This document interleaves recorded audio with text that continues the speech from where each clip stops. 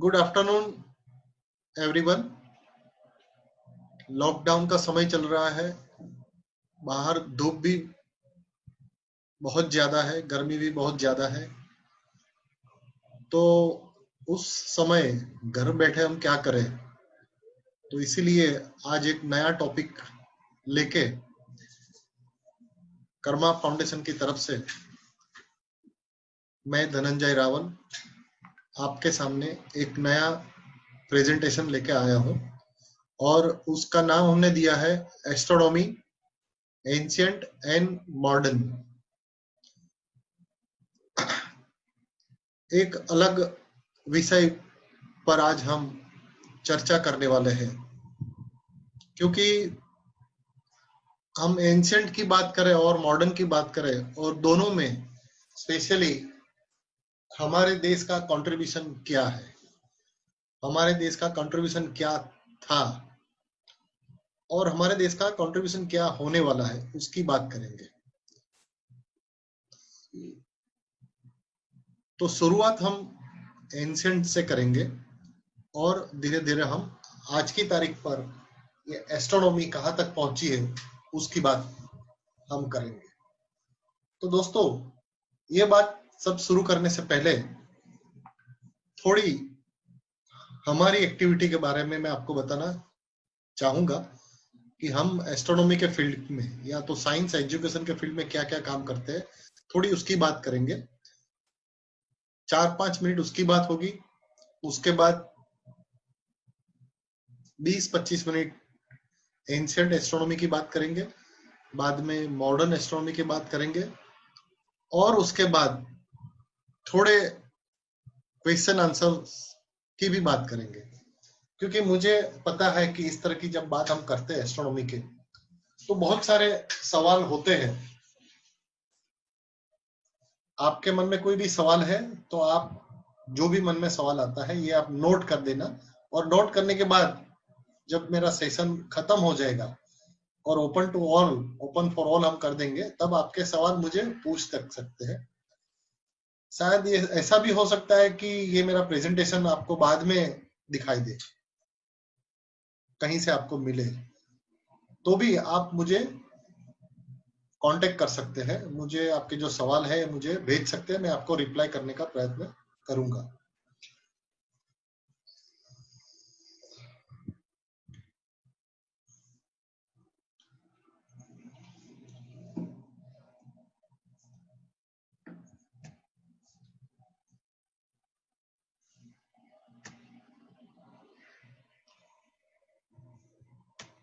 Presentation आगे नहीं चल रहा है।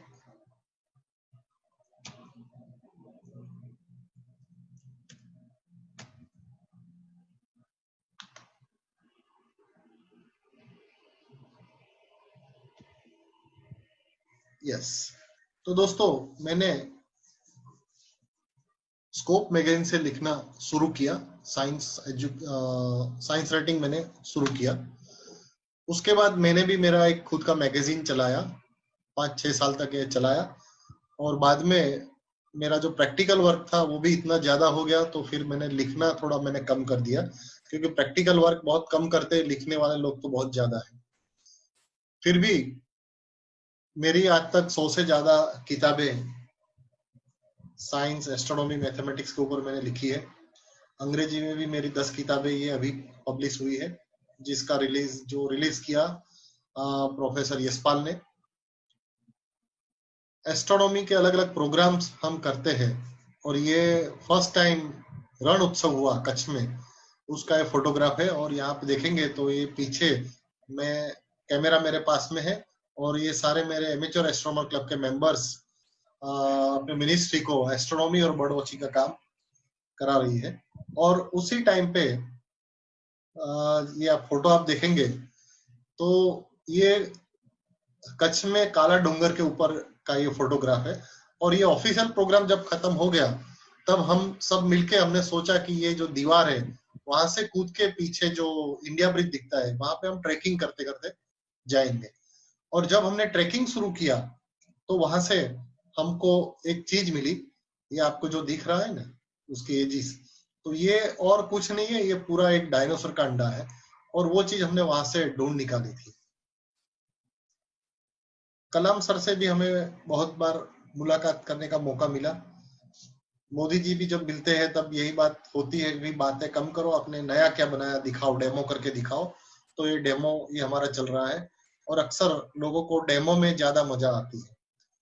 ट्रांजिट ऑफ वीनस मतलब पृथ्वी और सूर्य के बीच में से शुक्र वीनस 122 साल में सिर्फ 2 बार आता है। तो ये आप जो देख रहे हैं ये बैकग्राउंड में सूरज है और यहाँ पे जो आप देख रहे हैं ये शुक्र है, वीनस है। और ये घटना 122 साल में 2 बार होती है। 2008 में ये घटना एक बार हो गई। अभी दूसरी बार ये घटना जब होने वाली है तब ये जो भी हम देख रहे हैं, आप जिसको भी जान रहे हैं, उसमें कोई जिंदा नहीं होगे, क्योंकि 122 साल में ये घटना एक बार होने वाली है। और तब हमने एक प्रोग्राम रखा था, ट्रांजिट ऑफ वीनस का एक वर्कशॉप हमने रखा था। और आप देख रहे हैं जिसकी आजकल बहुत चर्चा हो रही है, जयंती रवि तब साइंस एंड डिपार्टमेंट में थे और हमारा प्रोग्राम अटेंड करने के लिए, ओपनिंग करने के लिए जयंती रवि भी आए थे। मेरी किताबें रिलीज करने के लिए नितिन गडकरी, ये नागपुर का प्रोग्राम है। मेरी 3 किताबें हैं, science activity using house hold material. दोस्तों लॉकडाउन के समय में ये किताब काफी लोगों को काम आ रही है, क्योंकि साइंस एक्टिविटी करनी है लेकिन लेबोरेटरी नहीं है। तो हमारे घर में जो भी चीज अवेलेबल है उससे हम 300 एक्सपेरिमेंट कर सकते हैं। तो ये मेरी किताबें गुजराती में है, हिंदी में है, अंग्रेजी में भी है। और घर में जो भी चीज मिल रही है उससे हम 300 एक्सपेरिमेंट कर सकते हैं। ये रिलीज नितिन गडकरी जी ने किया था। एचसी वर्मा अक्सर मेरे सेंटर पे आते रहते हैं। ये मेरा इसरो का सेंटर है, वहां भी वर्मा जी ने मुलाकात लिया था। जस्ट अभी लॉकडाउन खत्म होने से पहले मुझे एचसी वर्मा के घर पे जाने का मौका मिला। उनका जो एक एनजीओ है और वहां पे 5 दिन का एक साइंस वर्कशॉप रखा था और वहां पे एस्ट्रोनॉमी का सेशन लेने के लिए मुझे इनवाइट किया वर्मा जी ने। तो ये जस्ट अभी लेटेस्ट फोटोग्राफ है। और मेरे सेंटर पे ऐसे अक्सर देश और दुनिया के बहुत सारे साइंटिस्ट आते जाते रहते हैं। हमारा काम basically planetarium, observatory, telescope manufacturing, scientific toys बनाना ये है। और मेरे सेंटर पे बहुत जबरदस्त रेंज है टेलीस्कोप की, scientific toys, electronics project, robotics, उसके ऊपर मुझे ये सबको दिन में तारे दिखाने का मौका मिला। आर्मी के साथ भी काम करने का मुझे मौका मिला। जापान से एक साइंटिस्ट आए हैं। इस तरह की ऑब्जर्वेटरी, ये अभी लेटेस्ट हमने ऑब्जर्वेटरी बनाई और ये 32 इंच का टेलीस्कोप वहां पे हमने इंस्टॉल किया है।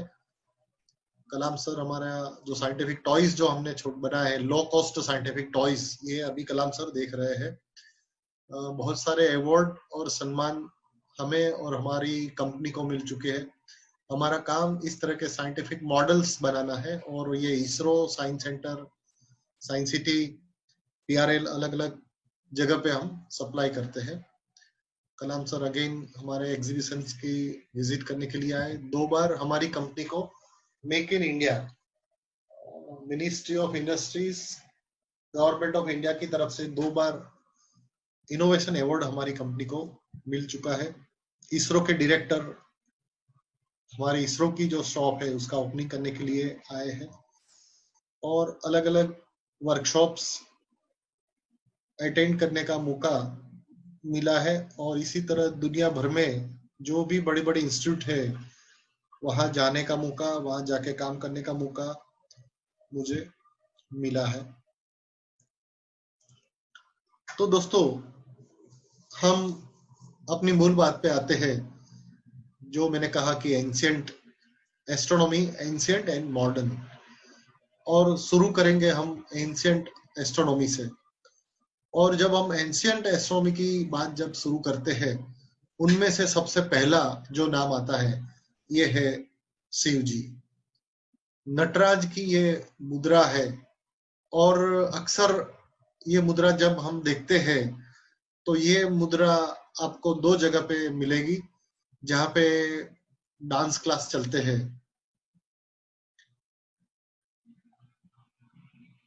वहां पे आपको नटराज की मुद्रा आपको देखने को मिलेगी, क्योंकि शिव जी ये जो सौम्य और तांडव नृत्य करते हैं ये बताया जाता है।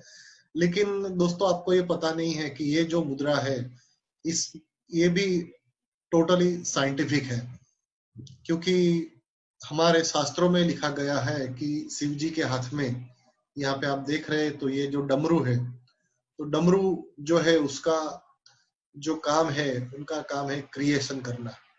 जब तक ये डमरू बजता रहता है तब तक नई नई चीज बनती जा रही है, क्रिएशन, ब्रह्मांड का जो है जन्म और विस्तार होता जा रहा है, होता जा रहा है, होता जा रहा है।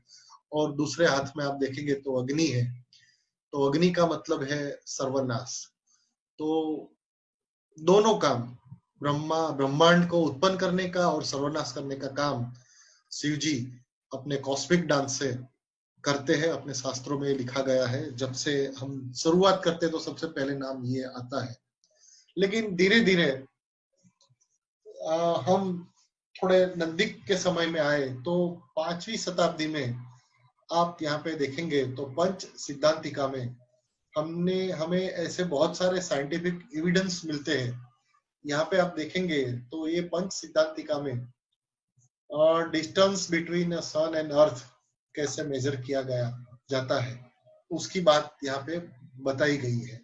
आप यहाँ पे देखेंगे तो मैंने फिर से ये सारी चीज ड्रॉ करके रखी है ताकि आप समझ सके कि डिस्टेंस टू सन, पृथ्वी और सूरज के बीच में अंतर कितना है। ये एकदम सिंपल इसका मैथमेटिक्स है, ऐसा कुछ नहीं है।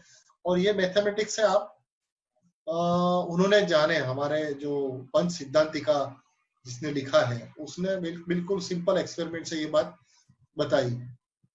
भास्कराचार्य हमारे जो एंशियंट एस्ट्रोनॉमर जो थे, उनमें से एक नाम भास्कराचार्य भी है। तो भास्कराचार्य ने बहुत सारे ऐसे इंस्ट्रूमेंट बनाए।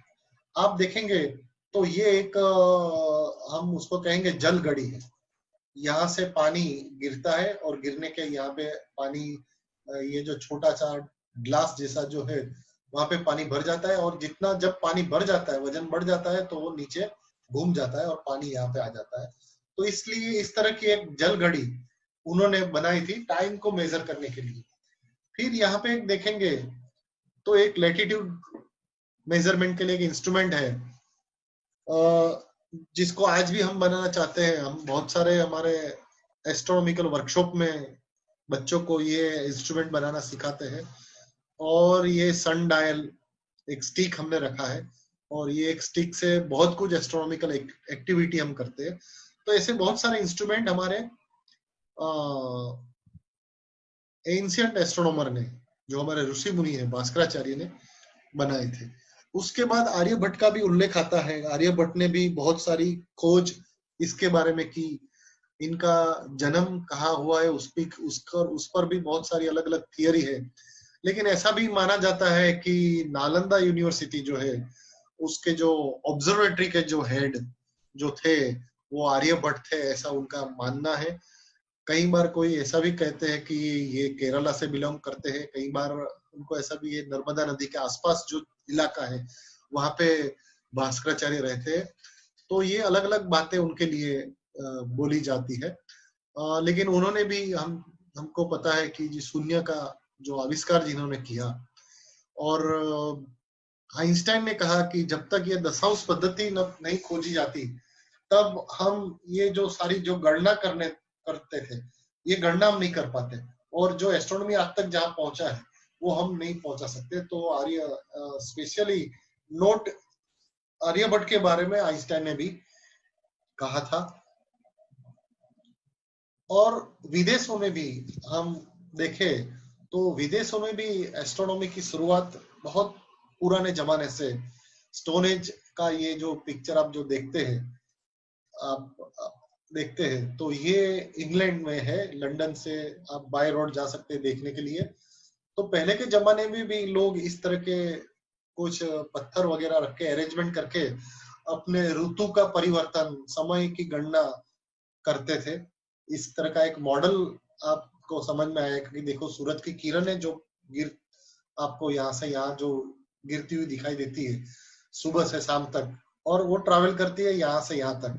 तो तब से हमें पता चलता है कि सूरज का भी ट्रैवल कहाँ है, गर्मी कब शुरू होगी, ठंडी कब शुरू होगी। तो इस तरह के मॉडल उस जमाने में भी बनाए थे लोगों ने। आप यहाँ देखेंगे तो ये एक रोमन पीरियड में ये जो टाइमिंग यहाँ पे दिखाया गया है, वहां पे इस तरह का इंस्ट्रूमेंट आप देखेंगे कुछ बनाया है। इंस्ट्रूमेंट क्या है ये अभी किसी को पता नहीं है। बेसिकली ऐसा भी लगता है कि ये जो शिवलिंग का जो प्लेटफॉर्म है ये भी हो सकता है। माया संस्कृति में भी एस्ट्रोनॉमी की बहुत सारी बातें की गई है। माया संस्कृति में भी ये भी लिखा है कि ब्रह्मांड की उत्पत्ति हुई और एक दिन उसका अंत होने वाला है। ये बात माया संस्कृति में लिखी गई है। हम इजिप्शियन संस्कृति की बात करें तो इजिप्ट के जो पिरामिड है उसका कनेक्शन सीधा जो हमारा ओरायन कॉन्स्टलेशन है उसके साथ भी उनको किया गया है। आप यहाँ पे देखेंगे कि ये जो 3 पिरामिड का जो लाइन जो है उसको जो तो इस तरह से 3 जो अर्थ है, फिर विनस है और मार्स से उनको उनका रिलेशन माना गया है। एक ये भी बात आती है कि जो पिरामिड जब बना तब उनका जो मम्मी जो यहाँ पे रखा गया था उसकी पोजीशन, उस समय स्टार की पोजीशन कहाँ कहाँ थी ये मेंशन किया था। क्योंकि अभी जो हमारा ध्रुव तारा जो है ये ध्रुव तारा उत्तर दिशा है, लेकिन उस जमाने में हमारा ध्रुव तारा उत्तर दिशा नहीं था। ये जो तारा था वो उत्तर दिशा है, लेकिन 2500 साल पहले की ये बात है। अभी 2000 साल और 4,500 साल पहले हमारी उत्तर दिशा बिल्कुल ध्रुव तारा के सामने नहीं थी और कोई और जगह पे थी। और ये पिरामिड के थ्रू हम जान सकते हैं, वहां पे भी ये सारी चीज बताई गई है। ओरायन बेल्ट के जो बीच में 3 तारे हैं, ये 1 2 3 रात को आप ओरायन कॉन्स्टेलेशन देख सकते हैं, लेकिन ये तीनों तारे बिल्कुल सीधे नहीं है, एक जरा स्लांट है। आउट ये जो ट्रैक बनाते हैं तो आउट ऑफ ट्रैक है। इसी तरह आप देखेंगे तो दो ये जो पिरामिड बनाए गए हैं उसमें से ये 2 पिरामिड तो एक लाइन में है, लेकिन तीसरा पिरामिड थोड़ा साइड में है, जिस तरह से 3 तारे हैं। तो एस्ट्रोनॉमी उस जमाने में भी कुछ न कुछ लोग उसका रेफरेंस लेते थे। सूर्य सिद्धांत की जब हम बात करें तो सूर्य सिद्धांत में क्लियरली लिखा गया है कि हमारी जो पृथ्वी है और ड्यू टू ग्रेविटेशनल फोर्स जो मून है उसके वो बिल्कुल उसके आसपास घूम रहा है। हमारी अर्थ भी सूरज के आसपास गोल गोल घूम रही है। लेकिन आपके मन में सवाल होगा कि क्या ये ग्रेविटेशनल फोर्स जो है अगर उससे गोल गोल घूमती है तो ग्रेविटेशनल फोर्स से तो कोई भी चीज नीचे गिर जाती है, तो हम सूरज के ऊपर क्यों नहीं गिर जाते, या तो चंद्र है ये पृथ्वी पे क्यों नहीं गिर जाता। लेकिन 2 फोर्स अप्लाई होता है, एक तो ग्रेविटेशनल फोर्स और दूसरा जो है ये सेंट्रीफ्यूगल फोर्स। मून का जो सेंट्रीफ्यूगल फोर्स है ये उनको लगातार पृथ्वी से दूर लेता जा रहा है और पृथ्वी जो चंद्र पे गुरुत्वाकर्षण बल लगाती है तो वो चंद्र को दूर नहीं जाने देता। तो चंद्र दूर भी नहीं जाता और ग्रेविटेशनल फोर्स के कारण चंद्र दूर जाना चाहिए, अरे पृथ्वी पे गिरना चाहिए, लेकिन at the same time centrifugal force के कारण वो दूर वो पृथ्वी पे नहीं जाता, गोल गोल घूमता है। तो ये 2 चीज सेंट्रीफ्यूगल फोर्स और ग्रेविटेशनल फोर्स दोनों के कारण वो जहां है वहां पे गोल गोल घूम रहा है। हमारी पृथ्वी जहां है वो सूरज के आसपास गोल गोल घूम रही है। और ये सिद्धांत शिरोमणि में बहुत क्लियरली लिखा गया है, 6ठे श्लोक में लिखा गया है। लेकिन आजकल तो हम आइजैक न्यूटन की बात ही सही मानते हैं, क्योंकि उसके कई सदियों बाद 11वीं सदी में आइजैक न्यूटन ने यही ग्रेविटेशनल फोर्स की बात कही है। हमारे दिल्ली, जयपुर, उज्जैन, वाराणसी ये अलग अलग जगह पे जंतर मंतर है और वहां भी बहुत सारा एस्ट्रोनॉमी के एक्सपेरिमेंट होता है। और ये एकदम सिंपल ट्रिगोनोमेट्री से हमने ये जाना कि हमारा चंद्र जो है वो पृथ्वी से सूर्य जो है वो चंद्र जो है ये सूर्य से 400 गुना छोटा है, लेकिन वो 400 गुना दूर है, तो हमें पृथ्वी से दोनों सेम साइज के दिखते हैं। कई बार बहुत सारे बच्चे सवाल पूछते हैं कि सूरज इतना बड़ा है तो छोटा लगता है, चंद्र इतना छोटा है तो इतना बड़ा लगता है, ऐसा क्यों? लेकिन उसका रीजन ये है, ये दोनों का जो रेशियो है ये 400 टाइम्स है, इसलिए हमें दोनों आकाश में विजुअली एक ही साइज के लगते हैं। तो ये बहुत सालों पहले हमारे ऋषि मुनियों ने ढूंढा, उसका सिंपल कैलकुलेशन किस तरह से किया, ये मैंने फिर से यहाँ पे ड्रॉ करके बताया है। उसकी ज्यादा हम डिटेल में चर्चा नहीं करेंगे, क्योंकि मुझे पता है कि यहाँ पे जो भी सुनने वाले हैं ये सारे के सारे लोग साइंस के फील्ड के नहीं है, जनरल लोग हैं। कभी हम उनके लिए अलग वर्कशॉप भी रख सकते हैं। यहाँ पे आप देखेंगे तो अगेन एक बहुत पंच सिद्धांत में एक श्लोक है, और पंच सिद्धांत में एक श्लोक है।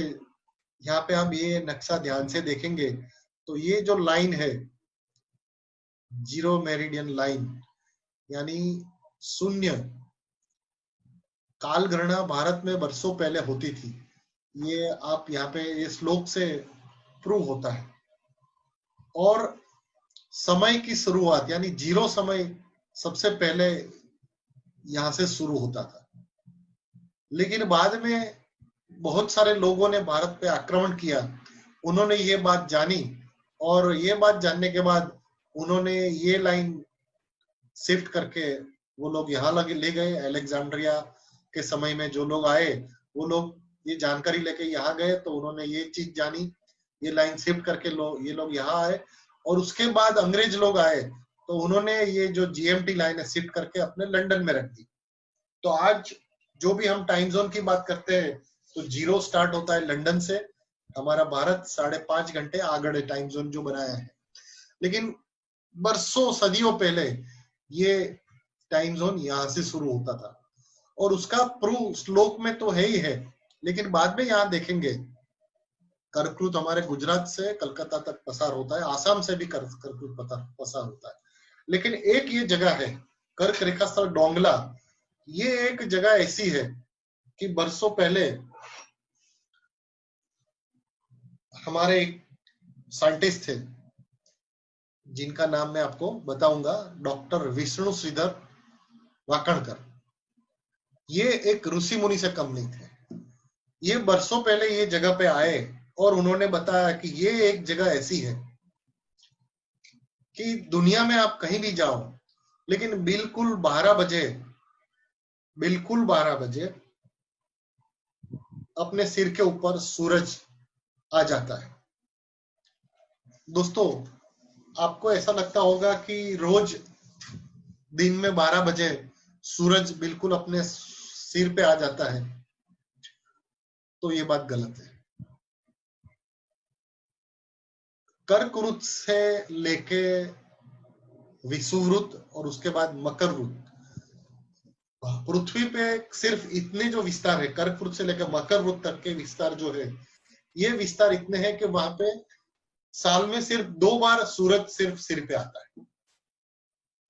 स्पेशली कर्कवृत्त की बात करें और स्पेशली मकरवृत्त की बात करें तो ये लाइन पे साल में सिर्फ एक ही बार सूरज सिर पे आता है, और जब भी सूरज सिर पे आता है तब 12 भी नहीं बजे होते। आप देखेंगे, अगर अहमदाबाद से ये चीज आप देखेंगे तो जीरो शैडो डे कब है ये आप ढूंढ लेना, गूगल पे आपको मिल जाएगा। या तो एक ऐप है जीरो शैडो डे, JSD नाम की एक वेब ऐप है, उसको डाउनलोड करके आप देख लेना, तो आपको पता चलेगा। कहीं भी आप अहमदाबाद को चेक करें, आप बड़ौदा को चेक करें, आप मुंबई को चेक करें, श्रीलंका को चेक करें, अफ्रीका चेक करें, लंदन चेक करें, अलग अलग दुनिया में कोई भी जगह है, लेकिन कर्कवृत्त से मकरवृत्त के बीच वाली जो जगह, अगर आप सोचेंगे कि दिल्ली में जीरो शैडो डे कब होने वाला है, तो नहीं, महसाणा में नहीं, क्योंकि ये कर्क रेखा अपने अहमदाबाद से प्रांतिज से थोड़े आगे है, उसके ऊपर सूरज कभी सिर पे आता नहीं। तो सूरज रोज सिर पे आता नहीं है, और जब सिर पे आता है तब 12 नहीं बजे होते, ये ध्यान में रखना। लेकिन डोंगला नाम की एक जगह है पूरे विश्व में, यहाँ पे सिर्फ एक ही जगह पे सूरज बिल्कुल सिर पे आता है, और ये इन्होंने ढूंढ निकाला। आज तक किसी ने ये नोंद नहीं ली थी, लेकिन बाद में ये जगह का इम्पोर्टेंट लोगों ने जाना और उसके बाद वहां पे एक ऑब्जर्वेटरी बनाई गई है और यहाँ पे इतना बड़ा टेलीस्कोप भी इंस्टॉल किया है।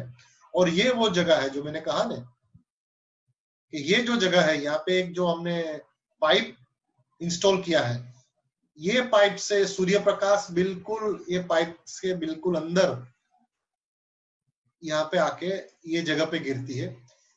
और ये साल में बिल्कुल एक ही बार ऐसी घटना होती है 12 बजे। तो ये भानु परम क्रांति शोध बिंदु, ये डोंगला नाम की जगह है। आप उज्जैन से जाएंगे तो 35 किलोमीटर दूर ये जगह है, उसकी विजिट आपको लेनी चाहिए अगर इंटरेस्ट है तो ये लाइन में। बाद में बहुत सारे लोगों ने इस तरह के इंस्ट्रूमेंट बनाए, जो मैंने कहा ना भास्कराचार्य ने जो बनाए थे उसका रेफरेंस लेके बहुत सारे लोगों ने एंशिएंट एस्ट्रोनॉमी में ये सारे इजिप्ट संस्कृति में भी बहुत सारे इंस्ट्रूमेंट इन लोगों ने बनाए। आप देखेंगे अरेबियन कंट्री में भी बहुत सारे लोगों ने इस तरह का बनाया। ये भी एक आप देखेंगे तो काफी ये साइंटिफिक फोटोग्राफ है, लेकिन मुझे आश्चर्य लगता है कि क्या ये टेलीस्कोप है, क्योंकि ये आईपीस बहुत बड़ी साइज है, सॉरी ऑब्जेक्ट लेंस बहुत बड़ी साइज की है, ये आईपीस बहुत छोटी साइज का है। और यहाँ पे आप देखेंगे तो अब आजकल के जो टेलीस्कोप में जो होते हैं काउंटरवेट, एक काउंटरवेट यहाँ लगाया है, एक काउंटरवेट साइड में पड़ा है, बहुत सारे इंस्ट्रूमेंट यहाँ भी पड़े हैं जो यहाँ फिट होते होंगे। तो मुझे लगता है कि क्या ये आर्टिस्टिक फोटो है या रियल में किसी ने बनाया है। हमारे हम्पी नाम आपने सुना होगा, विजयनगर, बहुत पुराना और बहुत एक अद्भुत जगह है भारत में देखने लायक। अक्सर लोग ताजमहल देखने जाते हैं, लेकिन ये जगह आप जब देखेंगे तब आप ताजमहल को भूल जाएंगे। इतनी सारी कला, इतना सारा साइंस यहाँ पे है, आपको जाके देखना चाहिए। तो विजयनगर पूरा सिटी जो बनाया उसको भी कंस्ट्रक्शन जब किया तब ध्रुव तारे को रेफरेंस में लेके उन्होंने किया था। विष्णु स्तंभ की हम बात करेंगे, जैसे इसका नाम कुतुब मीनार दिया गया है, लेकिन बेसिकली ये विष्णु स्तंभ है। तो ये भी एक साइंस एस्ट्रोनॉमिकल लेबोरेटरी थी। ये जो लोह स्तंभ है, तो बेसिकली ऐसा माना जाता है कि ये लोह स्तंभ यहाँ नहीं था। यहाँ से 800 किलोमीटर दूर शायद उज्जैन के आसपास कहीं होना चाहिए, या तो पटना के आसपास पाटलिपुत्र, या तो ऐसी कोई जगह पे होनी चाहिए, ये वहां पे था। लेकिन धीरे धीरे वो सारी जो जगह है उसका इंपॉर्टेंस धीरे धीरे घटता गया। लोग आक्रमण के कारण वो सारी इंस्टीट्यूट सब खत्म हो गई। तब उस जमाने के जो भी वैज्ञानिक थे उन्होंने सोचा कि भी इसका यहाँ पे कुछ यूज नहीं होता है, तो चलो इसको शिफ्ट करके हम दिल्ली लाते हैं। और बाद में कुतुब मीनार के पास में इसको इंस्टॉल किया गया है। ऐसा माना जाता है कि विक्रमादित्य के जमाने में ये सारी चीज हुई है। बेसिकली यहाँ पे जो जगह है कुतुब मीनार, ये जो लोह स्तंभ है, वहां पे युधिष्ठिर की बहुत बड़ी मूर्ति थी और विक्रमादित्य ने महाभारत की यादगिरी में पूरा एक म्यूजियम बनाने का सोचा था, लेकिन बाद में इसको यहाँ इंस्टॉल किया गया। और इसको इंस्टॉल इसलिए किया गया था कि ये जो पूरा म्यूजियम बन रहा था, तो ये म्यूजियम बनाने के लिए विक्रमादित्य के जो 9 रत्न थे, ये 9 रत्न में वराहमिहिर भी थे।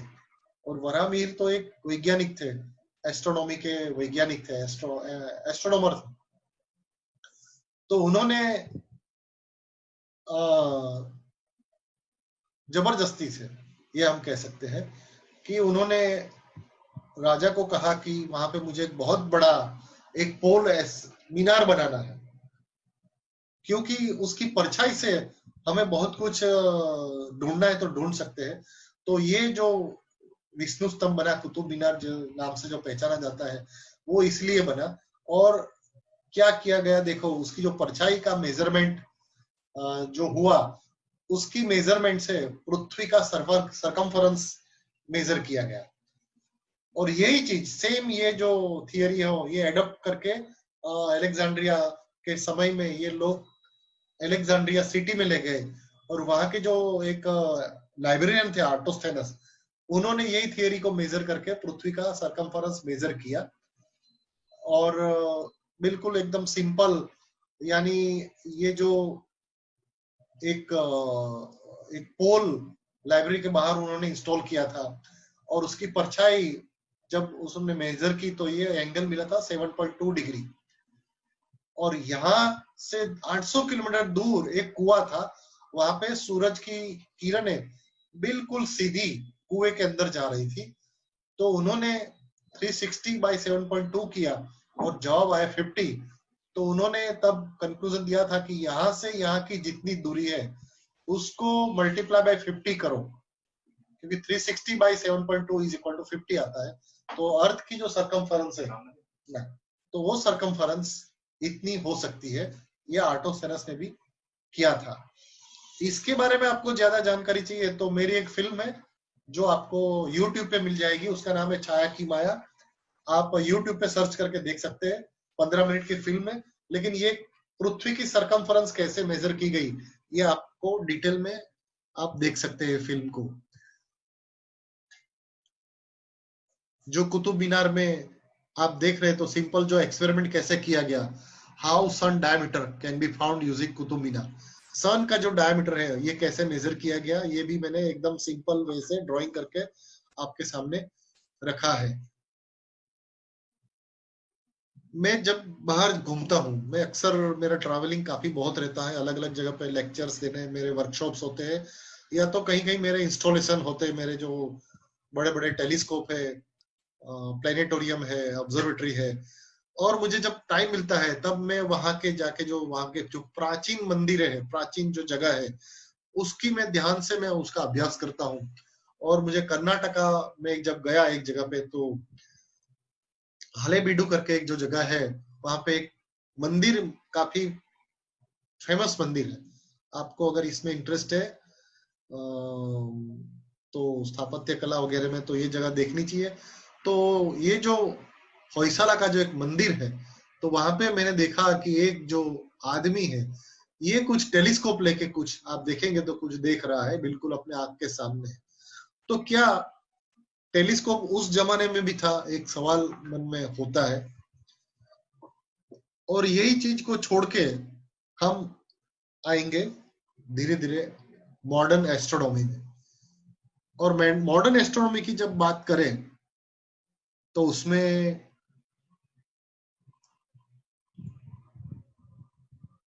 केपलर का नाम आता है, कोपरनिकस का भी नाम आता है, गैलीलियो का भी नाम आता है। कोपरनिकस ने भी बहुत सारी थियरी दुनिया के सामने रखी, केपलर ने भी बहुत सारी थियरी दुनिया के सामने रखी। लेकिन गैलीलियो एक ऐसा आदमी था जिनके पास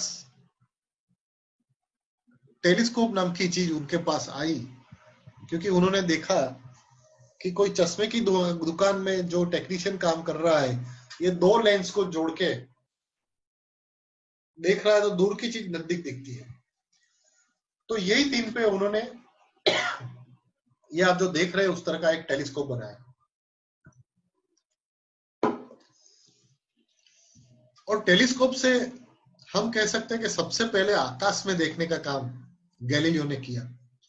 और ये जो टेलीस्कोप था, तो यहाँ पे एक लेंस था जिसको हम ऑब्जेक्ट लेंस कहेंगे, और यहाँ पे एक आईपीस था जहां से हम देख से आंख हमारी यहाँ पे होती है। तो ऑब्जेक्ट लेंस और आईपीस दोनों जगह पे लेंस है, यहाँ पे भी ऑब्जेक्ट लेंस है, ये भी आईपीस है। और टेलीस्कोप से गैलीलियो ने आकाश में देखना शुरू किया, तो उनको पता चला कि ये जो चंद्रमा है, ये चंद्रमा भी हमारी धरती जैसा ही है। वहां पे भी बहुत सारे खड्डे हैं, मैदान है, बहुत सारी चीज। तो ये उनके हाथ से ही लिखे हुए ये ड्राइंग्स आप देखेंगे तो चंद्र की अलग अलग जो कलाएं हैं उन्होंने देखी कि एक दिन इस तरह का दिखता है, दूसरे दिन उसका कला जो बदलती है बदलती है बदलती है। ये सब ड्राइंग गैलीलियो के ने अपने खुद हाथ से किया हुआ ये ड्राइंग है। तो ये टेलीस्कोप कैसे काम कर रहा था, अगर कोई बच्चे यहाँ पे देख रहे हैं, स्टूडेंट्स देख रहे हैं साइंस के, तो उसके बारे में उनको भी समझ में आए ऐसी कोई बात हम करते हैं। यहाँ पे आप देखेंगे तो एक आईपीस है यहाँ पे, जो जिसके अंदर लेंस है, यहाँ पे हम आंख रखते हैं, और ये ऑब्जेक्ट लेंस है जिसको ऑब्जेक्ट के सामने हम रखते हैं। और थ्रू ऑब्जेक्ट लेंस और आईपीस दोनों लेंस है, तो हमें दूर की चीज बड़ी और उल्टी दिखती है। यहाँ पे आप देखेंगे तो वही चीज हमने वहां पे ड्रॉ की गई है। तो ये दोनों जगह पे ये टेलीस्कोप ऐसा है कि ये दोनों जगह पे आईपीस, यहाँ भी एक लेंस है, यहाँ भी एक लेंस है। तो इस प्रकार के टेलीस्कोप को हम रिफ्रैक्टर टेलीस्कोप कहेंगे। रिफ्रैक्टर टेलीस्कोप, दोनों जगह पे लेंस है, ठीक है। बाद में क्या हुआ, ये टेलीस्कोप बड़े बड़े बनते गए। गैलीलियो को पता चला कि जैसे जैसे ऑब्जेक्ट लेंस की साइज हम बड़ी करते हैं, डायमीटर बड़ा करते हैं, तब उसकी क्लैरिटी और दूर दूर की चीज भी बिल्कुल साफ देख सकते। तो गैलीलियो बड़े बड़े टेलीस्कोप बनाता गया, बड़े बड़े टेलीस्कोप बनाता गया। उन्होंने जुपिटर के 5 चंद्र भी देखे। टेलीस्कोप से अक्सर जुपिटर के सिर्फ 5 चंद्र हम देख सकते हैं जो गैलीलियो ने देखे, और उसको हम गैलीलियन मून नाम दिया गया, क्योंकि सबसे पहले जुपिटर के 5 चंद्र गैलीलियो ने देखे थे। बाद में उसकी डेथ हो गई और उसके 100 साल के बाद एक नया साइंटिस्ट पैदा हुआ एक्सीडेंटली। जो अभी समय काल चल रहा है, कोरोना, उसी प्रकार का समय तब चल रहा था न्यूटन के जमाने में। कैम्ब्रिज यूनिवर्सिटी में पढ़ रहा था, प्लेग का रोग चारों तरफ फैल गया और स्कूल में जाने, कॉलेज सब बंद हो गई। वापिस गैलीलियो अपने घर पे आ गया। क्वारंटाइन होके रहना था, तो वो एप्पल के पेड़ के नीचे जाके कुछ न कुछ पढ़ता था, और अचानक एप्पल ऊपर से नीचे गिरा, और उसके बाद क्या हुआ ये तो सब आपके सामने है। लेकिन ये सब जानने के बाद उनको पता चला, जो मैंने पहले कहा, कि ये जो सारे ग्रह जो है, प्लेनेट है, सैटेलाइट है, अपना जो चंद्र है, ये ग्रेविटी के कारण हमारे आसपास घूम रहे हैं। तो उसके ऊपर भी उन्होंने कुछ अभ्यास करने की इच्छा हुई, टेलीस्कोप यूज करने की इच्छा हुई। तो उनको पता चला कि मुझसे पहले भी किसी ने टेलीस्कोप बनाया है।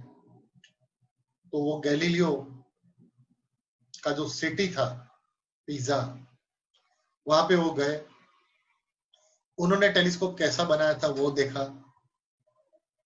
एक तरफ आईपीस था, एक तरफ ऑब्जेक्ट लेंस था, और ये टेलीस्कोप की साइज, उसकी लेंथ इतनी बढ़ती थी, यानी ये तो बहुत छोटा टेलीस्कोप है।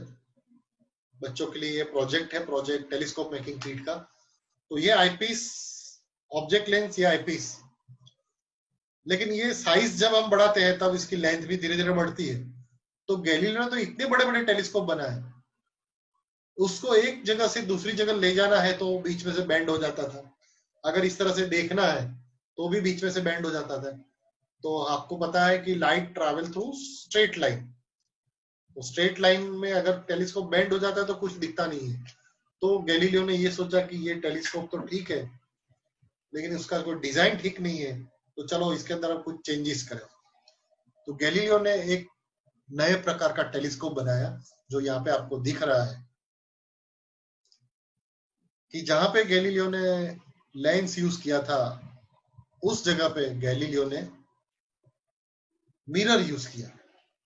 यहाँ पे आप देखेंगे तो एक मिरर है,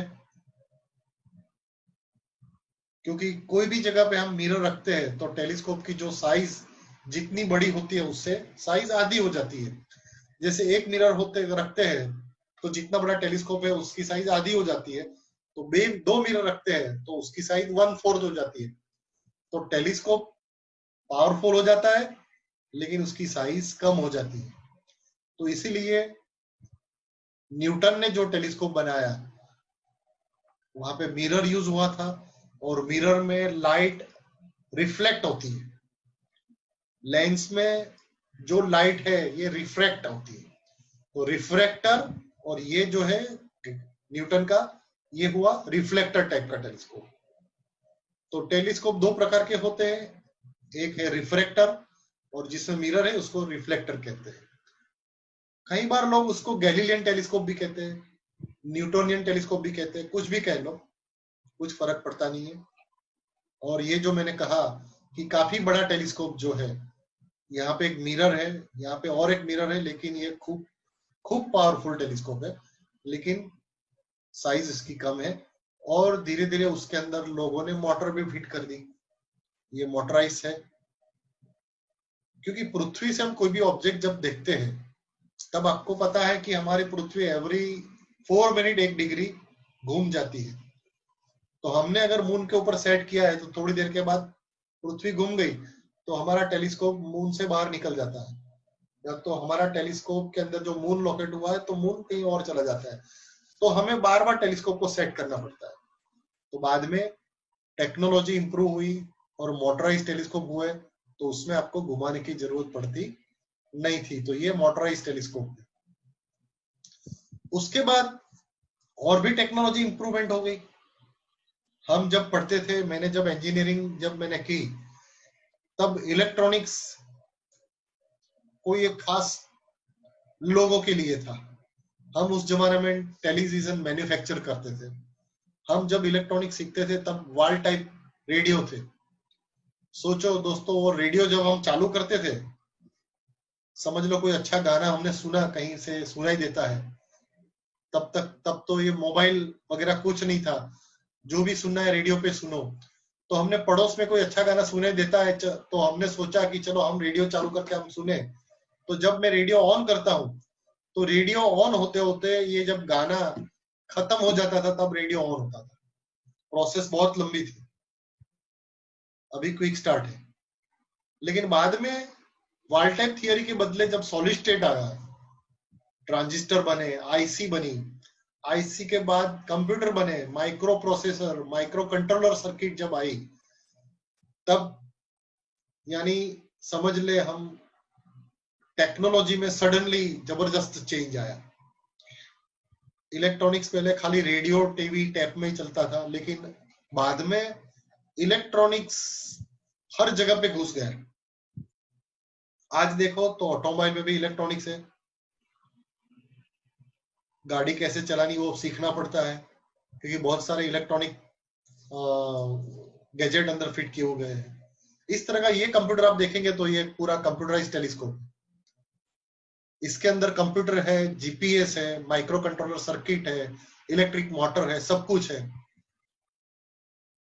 और ये टेलीस्कोप तो है ही है, लेकिन ये कंप्यूटराइज टेलीस्कोप ऐसा है कि ये कीबोर्ड से मुझे कुछ नहीं करना। मुझे पता नहीं है आकाश में जुपिटर कहाँ है, तो मैं सिर्फ जुपिटर टाइप करके सिर्फ एंटर का बटन प्रेस करूंगा, तो ये टेलीस्कोप आकाश में जुपिटर कहाँ है, पहले तो वो अपने पृथ्वी पे लोकेशन कहाँ है वो ढूंढ लेगा। उसके बाद आकाश में जुपिटर या तो सैटर्न कहाँ है, जो भी देखना है। यानी इसके अंदर 4000 डेटाबेस दिए गए हैं। आकाश में जो चीज हम तक को दिखती है, सारे प्लेनेट, गैलेक्सीज, ऑब्जेक्ट्स, ऐसी 4000 चीजें है, उसका डेटा इसके पास है। तो मुझे कुछ नहीं करना, जो भी गैलेक्सी देखनी है उसका नंबर टाइप करना है, एंटर करना है, और गैलेक्सी के सामने टेलीस्कोप जाके खड़ा हो जाएगा। तो दोस्तों टेक्नोलॉजी ने बहुत सारा चेंजेस कर दिया। तो कंप्यूटराइज टेलीस्कोप आ गए। कंप्यूटराइज टेलीस्कोप के बाद मैंने कहा कि डायमीटर जितना बढ़ता है, इतना लाइट गैदरिंग पावर ज्यादा हो जाता है। तो उसके बाद में लार्ज अपर्चर टेलीस्कोप बनते गए। आप देखो ये जो टेलीस्कोप है उसका डायमीटर कितना बड़ा है, कितना बड़ा टेलीस्कोप। ये जो टेलीस्कोप है उसका डायमीटर 35 इंच का डायमीटर। तो ये लार्ज अपर्चर टेलीस्कोप बनते गए, और बनते बनते इतने बड़े टेलीस्कोप बने। तो ये जो आप फोटोग्राफ देखेंगे, तो ये फोटोग्राफ आप ध्यान से देखें, तो यहाँ पे आपको बहुत सारी गाड़ियां खड़ी, ये सारी कार खड़ी है। तो इसको देख के आपको पता चल जाएगा, ये जो आपको जगह दिख रही है ना, उसके अंदर पूरी ट्रक चली जाती है। इसके अंदर ट्रक चली जाती है। यहाँ से इसका एंट्रेंस है, देखो ये शायद ट्रक की जा रही है। तो ये यहाँ का एंट्रेंस है, अंदर पूरी बस चली जाती है। तो ये टेलीस्कोप कितना बड़ा है, ये ऑब्जर्वेटरी की जो है, यानी फुटबॉल ग्राउंड से भी बड़ी ये साइज है, इतना बड़ा ये टेलीस्कोप। तो मन में सवाल ये होता है कि इतने बड़े टेलीस्कोप लोग क्यों बड़े बड़े बनाते गए। तो ये सब करने का एक ही कारण है कि लोग, साइंटिस्ट लोग ये जानना चाहते थे कि ब्रह्मांड कितना बड़ा है। पहला तो ये। दूसरा कि ब्रह्मांड कैसे पैदा हुआ। ये दो चीज लोग जानने की कोशिश करते हैं। उसमें ब्रह्मांड कितना बड़ा है शायद वो लोग तो जान गए हैं, लेकिन ब्रह्मांड कैसे पैदा हुआ उसको जानने की कोशिश आज भी चल रही है। एस्ट्रोनॉमी ऐसा नहीं है कि सिर्फ टेलीस्कोप से ही हम करें। एस्ट्रोनॉमी के अलग अलग प्रकार है, जैसे मीटियोराइट जो उल्का आकाश से उल्का जो गिरती है उसको ढूंढना। हम बहुत बार ऐसी घटना होती है हमारे गुजरात में और भारत में, इस तरह की मीटियोराइट जब गिरती है तब उसको ढूंढने के लिए हम जाते हैं। हमारे जैसे गुजरात में बहुत सारे मेरे दोस्तों हैं, एमेच्योर एस्ट्रोनॉमर है, बहुत सारे स्टूडेंट्स हैं जो हमारे एस्ट्रोनॉमी क्लब के साथ जुड़े हुए। तो हम सब सारे मिल के जब हमें कहीं से इंफॉर्मेशन देती है कि यहाँ पे मीटियोराइट गिरी है, तो उसको ढूंढने के लिए हम जाते हैं। पूरा एरिया हम कॉम्बिंग करते हैं। कई बार तो पीआरएल के साइंटिस्ट भी हमारे साथ में होते हैं और इस तरह की मीटियोराइट भी हम ढूंढ लेते हैं। यहाँ पे आप देखेंगे तो और भी एक चीज, यहाँ पे हमने डायनासोर का अंडा यहाँ पे हमने रखा है। तो मीटियोराइट, ये इतनी बड़ी भी मीटियोराइट होती है, इतनी बड़ी मीटियोराइट भी होती है। आप देखेंगे तो इतनी बड़ी मीटियोराइट भी होती है, 250 टन की मीटियोराइट है। दोस्तों, इतनी बड़ी मीटियोराइट अगर गिरी तो मैं कह सकता हूं कि एक समझ लो एटम बम की इफेक्ट जो है, उतनी इफेक्ट इससे आ सकती है। यानी अहमदाबाद में गिरी तो महसाना से बड़ौदा तक का पूरा एरिया खत्म हो जाता है। और आपको शायद जानकारी होगी या नहीं होगी कि महाराष्ट्र में लोनार करके एक जगह है, लोनार सरोवर, लोनार क्रेटर। तो पहले एक ऐसी उल्का वहां पे गिरी थी और उसकी इम्पैक्ट के कारण इतना बड़ा सरोवर बन गया और आज वो तालाब बन गया है। लेकिन आज भी वहां का पानी खारा पानी है। तो महाराष्ट्र में आप जाएंगे तो वो चीज आप देख सकते हैं।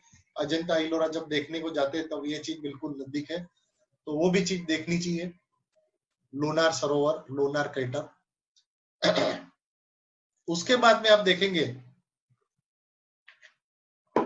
तो अभी तक मैंने जो भी टेलीस्कोप आपको बताए ये सिर्फ ऑप्टिकल टेलीस्कोप थे, लेकिन अभी ये जो टेलीस्कोप है ये एक्सरे टेलीस्कोप है। क्योंकि बहुत सारे ऑब्जेक्ट इतने दूर है उसकी लाइट यहाँ पे आती नहीं, ऐसे बहुत सारे स्टार्स है। तो साइंटिस्ट को पता चला कि ऐसे बहुत सारे फ्रीक्वेंसी वो ट्रांसमिट करते हैं।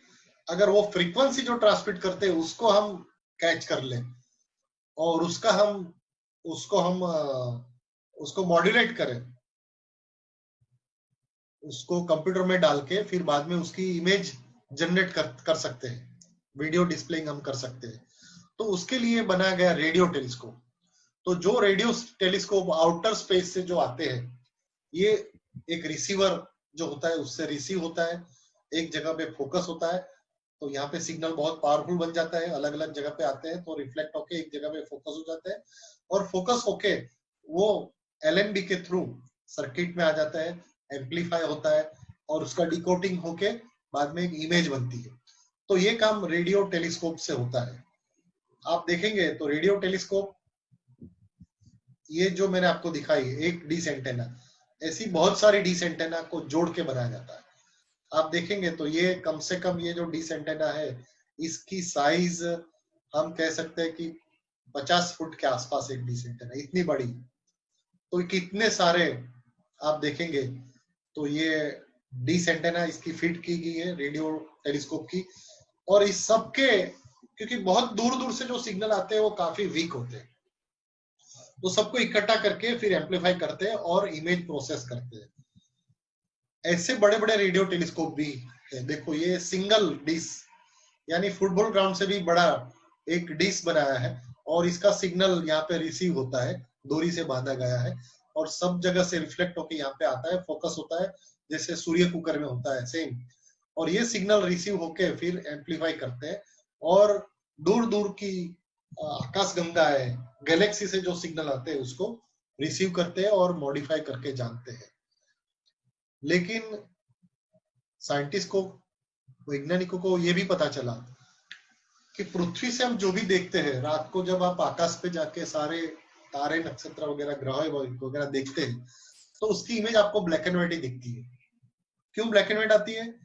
क्योंकि हमारा पृथ्वी का जो एटमॉस्फेयर है, तो बाहर से जो भी कलरफुल इमेज आती है, ड्यू टू एटमॉस्फेयर सारे कलर एब्जॉर्ब हो जाते हैं और हमें यहाँ से सिर्फ ब्लैक एंड व्हाइट इमेज मिलती है। तो नासा ने एक टेलीस्कोप बनाया जिसका नाम रखा गया है हबल टेलीस्कोप। इतना बड़ा डायमीटर है, इसका लेंस यहाँ पे फिट गया है, इतना बड़ा डायमीटर है, इतना बड़ा डायमीटर, इसके जितना ये लेंस मिरर यहाँ पे फिट किया गया है। इतना बड़ा, समझ लो ये 5 मीटर डायमीटर है इसका। इतना बड़ा टेलीस्कोप बना के स्पेस में भेजा है, क्योंकि 400 किलोमीटर ऊपर एटमॉस्फेयर खत्म हो जाता है और वहां पे एक टेलीस्कोप रखा गया है, ऑप्टिकल टेलीस्कोप, और बाद में पृथ्वी से उनको कमांड देते हैं और अलग अलग जगह पे उनको घुमाते हैं और बाद में जो इमेज मिली, तो ये ऑप्टिकल टेलीस्कोप से इस तरह की कलरफुल इमेज, ये गैलेक्सी, स्पाइरल गैलेक्सी यहाँ पे दिख रही है, एंड्रोमेडा गैलेक्सी। तो ब्रह्मांड तो बिल्कुल कलरफुल है, लेकिन पृथ्वी से देखते तो ब्लैक एंड व्हाइट दिखती है, लेकिन हबल टेलीस्कोप से बहुत सारी इमेज कलरफुल हमें मिलती है। आप नासा की वेबसाइट में जाके हबल टेलीस्कोप की बहुत सारी इमेज आप देख सकते हैं। ये भी एक एक्सरे टेलीस्कोप है और एक्सरे टेलीस्कोप से सूरज का देखो फोटोग्राफ लिया गया, तो सूरज के अंदर क्या एक्टिविटी चल रही है ये आप यहाँ से देख सकते हैं। और बाद में हमने बहुत सारे ऐसे सैटेलाइट बनाए जिनको आकाश में भेजे ब्रह्मांड की सैर करने के लिए। इनमें से वॉयेजर 2 नाम का एक जो सैटेलाइट है, ये 40 साल पहले उसको छोड़ा गया था और 40 साल पहले उनको छोड़ा गया था, तो आज वो चलते चलते चलते चलते चलते अपनी पूरी सोलर सिस्टम के जितने ग्रह है उसको क्रॉस करके इंटरस्टेलर पे पहुंच गया है। तो यहाँ पे आप देखेंगे तो उसने क्या क्या किया, उसके नाम पे बहुत सारे रिकॉर्ड है। इतना दूर सैटेलाइट किसी का आज तक गया नहीं, 40 साल पहले गया हुआ ये जो है। मजे की बात तो ये है कि इतने साल होने के बाद भी ये बिल्कुल सही तरीके से काम कर रहा है। ऐसा माना जाता था कि सूरज की जो मैग्नेटिक वेव्स जो उनके थे, एक्सरे सिग्नल जो थे, ये सोलर सिस्टम तक ही जाते होंगे, लेकिन सोलर सिस्टम के बाहर ये पहुंच गया है और उन्होंने ये भी रिसीव किए। यानी सूरज की असर सोलर सिस्टम के बाहर भी हो रही है, ये इन्होंने प्रूव करके दिखाया है। और इसमें बहुत सारे ऐसी चीज भी अंदर डाल के रखी है, क्योंकि सोलर सिस्टम के बाहर ये निकल गया है। तब उस जमाने में वैज्ञानिकों ने सोचा कि अगर इसको किसी ने पकड़ लिया, हम मानते हैं कि हमारे जैसे और भी ग्रह है और वहां भी हमारे जैसे लोग बस रहे हैं, जिसको एलियन के नाम से हम जानते हैं, और अगर इसको किसी ने पकड़ लिया तो उनको पता होना चाहिए कि भी ये कहां से आया है, हमारे पृथ्वी पे लोग कैसे हैं, ब्रह्मांड में हमारा स्थान क्या है। तो ये दिखाने के लिए इस तरह के ड्राइंग्स भी ये सैटेलाइट के अंदर, इसके अंदर रखे गए हैं। इतना ही नहीं, एक सीडी बना के भी भेजा है, सीडी नहीं sorry, record player. Record player का नाम रखा है the sound of earth. The sound of earth यानी पृथ्वी के ऊपर आवाज कैसे है। दोस्तों, आपको जान के आश्चर्य होगा कि इसके अंदर दुनिया की सबसे, यानी कहते सबसे अच्छी साइंटिफिक लैंग्वेज संस्कृत, तो संस्कृत भाषा में आवाज रिकॉर्ड की गई है। हिंदी में भी आवाज रिकॉर्ड की गई है, गुजराती में भी आवाज यहाँ पे रिकॉर्ड की गई है। लेकिन 40 साल होने के बाद मैं कभी ये सोचता हूं कि समझ लो ये सैटेलाइट किसी ने पकड़ लिया, परग्रहवासी ने, एलियन ने, उनको ये रिकॉर्ड मिली। अगर पृथ्वी पे ये रिकॉर्ड आज मुझे मिलती तो मुझे इसको चलाने के लिए मेरे पास ग्रामोफोन नहीं है। क्या आपके घर में ग्रामोफोन है? नहीं है किसी के घर भी, एंटीक चीज होगी। तो क्या उनके पास ग्रामोफोन होगा? आज तो हम क्या यूज करते हैं? Pen drive. पहले हम सीडी यूज करते थे। तो डिजिटली ये सिग्नल उसके अंदर हमने भेजे नहीं है, तो इसको डिकोड कैसे करेंगे? लेकिन 40 साल पहले हमारे पास ऐसी कोई सुविधा नहीं थी। सबसे ज्यादा आवाज को ट्रांसमिट करने के लिए या तो रिकॉर्ड करने के लिए सिर्फ यही चीज थी, तो अभी हमने ये भेजा है। तो ऐसी भी हरकत कभी कभी हो जाती है, मजे की बात। तो जो मैंने कहा कि वॉयेजर यहाँ से स्टार्ट हुआ और वो ट्रैवल करते करते करते करते करते, ये सीधा इस तरह से ट्रैवल नहीं करता, अलग अलग उसका पाथ होता है, और इस तरह से घूमते घूमते घूमते अभी उसकी ये यहाँ तक पहुंचा है। यहाँ तक पहुंचा है, 40 साल में यहाँ पहुंचा है। तो अगर ये सबसे पहला तारा है, यहाँ पे अगर उसको पहुंचना है तो चलेगा, उसको टाइम लगेगा 40,000 साल। आप देखो, अभी तो यहाँ से यहाँ ओर्ट क्लाउड से बाहर निकलना है, तो ब्रह्मांड तो कितना बड़ा है। तो ब्रह्मांड को पूरा घूमना, अगर आपको घूमना है, उसकी एज पे जाना है, तो वहां पे जाते जाते कम से कम 150 करोड़ साल हो जाए। इतना बड़ा ब्रह्मांड है। तो यहां तक हम लोग पहुंचे हैं, हमारी एस्ट्रोनॉमी, मॉडर्न एस्ट्रोनॉमी यहां तक पहुंची है। लेकिन मैंने ये कहा कि हम दो चीज ढूंढने का प्रयत्न करते हैं कि ब्रह्मांड कितना बड़ा है, और दूसरा ब्रह्मांड कैसे पैदा हुआ। तो उसको ढूंढने के लिए अलग तरीके से हम प्रयत्न करते हैं।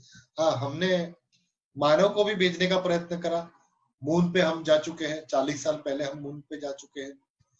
हमने रोबोट या तो रोवर मार्स तक हमने भेज दिया है। हम अभी मार्स पे आदमी को भी भेजने का प्रयत्न हम कर रहे हैं। कभी कभी नासा की एक्टिविटी में इस तरह के सर्टिफिकेट भी हम ले लेते हैं। ये एस्ट्रोनॉमिकल सॉफ्टवेयर है जिससे आजकल हमारा काम बहुत सरल हो गया है। लेकिन ब्रह्मांड की उत्पत्ति को ढूंढने का प्रयत्न हमारे एंशियंट साइंटिस्ट भी करते थे, या तो मैं कह सकता हूं कि उनको तो पता ही था। लेकिन ये बात विदेश के वैज्ञानिकों को पता नहीं था। लेकिन भारत में सबसे पहले 1970 के दशक में कुमार स्वामी करके एक साइंटिस्ट था, उन्होंने इंडियन कॉस्मोलॉजी में जो भी कुछ लिखा है उसकी हम कहते हैं उसको एक्सप्लोर किया और इस बात को दुनिया भर में फैलाया। कुमार स्वामी करके थे साइंटिस्ट, और उनकी बात सुनने के बाद बहुत लोगों की आंख खुल गई और उन्होंने भी इंडियन कॉस्मोलॉजी पढ़ने का प्रयत्न किया। और प्रयत्न करते करते रशिया का जो मीर सैटेलाइट जो भेजा था आकाश में, जिनमें एस्ट्रोनॉमर भी थे, वो सबसे पहले नटराज की प्रतिकृति लेके गए। आज भी उसकी वीडियो आपको ऑनलाइन मिलती है कि नटराज को लेके वो स्पेस शटल में गए थे। उसके बाद जो आप फोटोग्राफ देख रहे हैं, कार्ल सेगान, उन्होंने भी इंडियन कॉस्मोलॉजी का बहुत डिटेल में अभ्यास किया और उन्होंने माना कि भारत की जो संस्कृति के अंदर जो कॉस्मोस के बारे में बातें लिखी है वो मेरे ख्याल से बिल्कुल सही है। यानी ब्रह्मांड की उत्पत्ति कैसे हुई, ब्रह्मांड का अंत कैसे हुआ। देखो, किसी ने ब्रह्मांड का अंत हुआ ऐसा लिखा नहीं है, लेकिन भारतीय कॉस्मोलॉजी में ये चीज लिखा है और ये इन्होंने माना है। कार्ल सेगान, इनफैक्ट तो कार्ल सेगान ने तो भारत में आके पूरी एक डॉक्यूमेंट्री बनाई, कॉस्मोस नाम की जो सीरीज थी उसके अंदर, और उनका नाम रखा कॉस्मिक डांस ऑफ शिवा।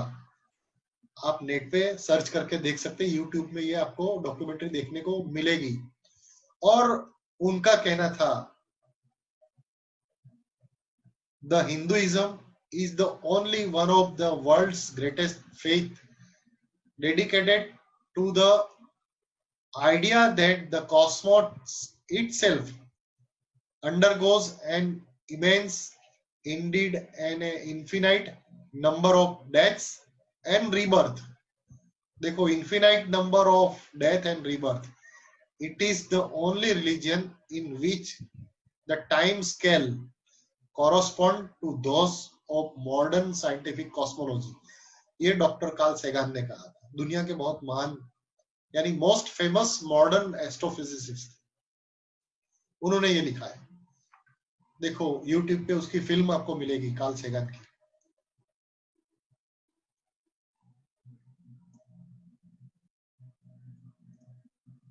उसके बाद आर्थर क्लार्क ने भी ये बात मानी, उन्होंने भी भारत में आके